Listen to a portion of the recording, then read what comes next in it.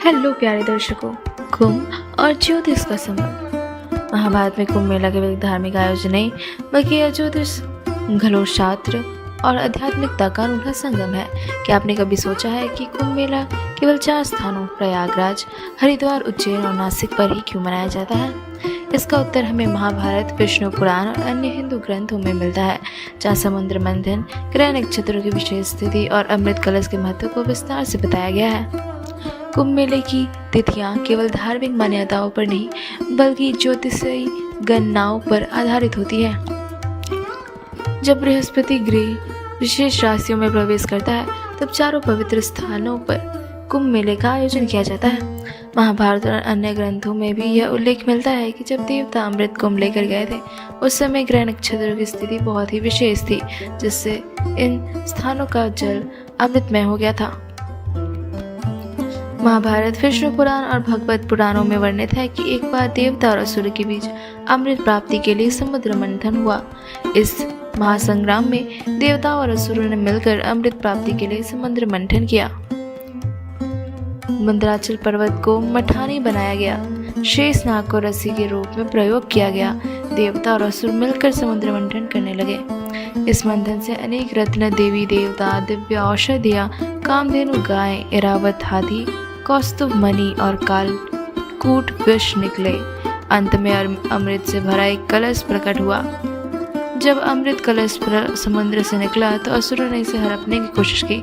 इस स्थिति को संभालने के लिए भगवान विष्णु ने मोहिनी रूप धारण किया और अपनी माया से अमृत देवताओं को पिलाने लगे।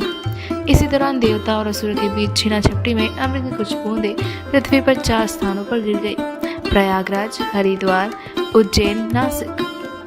यही 4 स्थान आध्यात्मिक ऊर्जा के केंद्र बन गए और इन्हीं स्थानों पर हर 12 वर्षों में कुंभ मेले का आयोजन किया जाता है। भीष्म पितामह और युधिष्ठिर का संवाद। महाभारत के भीष्म पर्व में युधिष्ठिर ने भीष्म पितामह से पूछा, हे गंगा पुत्र, कुंभ का ज्योतिष से क्या संबंध है? भीष्म पितामह ने उत्तर दिया, हे राजन, जब देवगण अमृत के लिए असुरों से संघर्ष कर रहे थे तब भगवान विष्णु की कृपा से अमृत की बूंदें पृथ्वी पर गिरी। उस समय बृहस्पति, सूर्य और अन्य ग्रह नक्षत्रों की स्थिति अत्यंत शुभ थी। उसी स्थिति में जब ग्रह नक्षत्र दोबारा आते हैं तब कुंभ मेला आयोजित होता है, जिससे व्यक्ति को अमृत स्थान का पुण्य प्राप्त होता है। कुंभ मेले का आयोजन 4 पवित्र स्थानों पर 4 अलग अलग ज्योतिषीय स्थितियों के आधार पर किया जाता है। जब बृहस्पति वृषभ राशि में और सूर्य मकर राशि में होते हैं, जब बृहस्पति कुंभ राशि में और सूर्य मेष राशि में होते हैं, जब बृहस्पति सिंह राशि में और सूर्य मेष राशि में होते हैं, जब बृहस्पति और सूर्य सिंह राशि में होते हैं। इसलिए कुंभ केवल धार्मिक परंपरा नहीं बल्कि ज्योतिषीय आधार पर भी आधारित है। ग्रहों की अशुभता समाप्त होती है। महाभारत में वर्णित है कि महाकुंभ में स्नान करने से शनि, राहु, केतु और अन्य ग्रहों की अशुभता समाप्त होती है। कुंभ स्नान केवल शरीर की शुद्धि नहीं बल्कि मन और आत्मा की शुद्धि का भी प्रतीक है। महाकुंभ में लाखों लोग एक साथ भक्ति, ध्यान और साधना में लीन होते हैं, जिससे वातावरण में विशेष आध्यात्मिकता ऊर्जा उत्पन्न होती है। कुंभ मेला केवल एक धार्मिक आयोजन नहीं बल्कि ये ज्योतिष और खगोल शास्त्र का अद्भुत उदाहरण है। महाभारत, विष्णु पुराण और अन्य ग्रंथों में कुंभ मेले के महत्व को बताया गया है। इस दौरान ग्रह नक्षत्रों की विशेष स्थिति बनती है, जिससे नदियों का जल अमृतमय हो जाता है। ग्रहों की शुभ स्थिति में कुंभ स्नान करने से जीवन में सकारात्मक परिवर्तन आते हैं।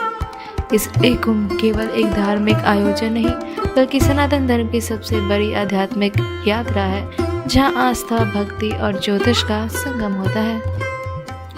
आज के लिए बस इतना ही। मिलते हैं अगली वीडियो में।